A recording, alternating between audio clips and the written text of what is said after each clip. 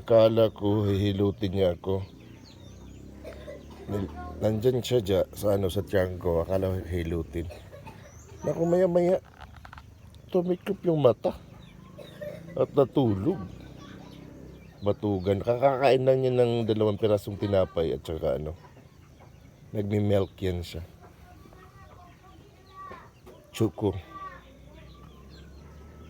Ayun na ba yan siya? Ayun yung pagmumukha niya, no? May ganito si Garfield, oh.